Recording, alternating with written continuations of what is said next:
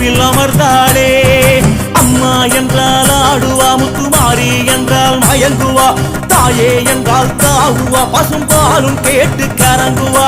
அம்மா என்றால் ஆடுவா முத்துமாரி என்றால் மயங்குவா தாயே என்றால் தாவுவா பசும்பாலும் கேட்டு கரங்குவா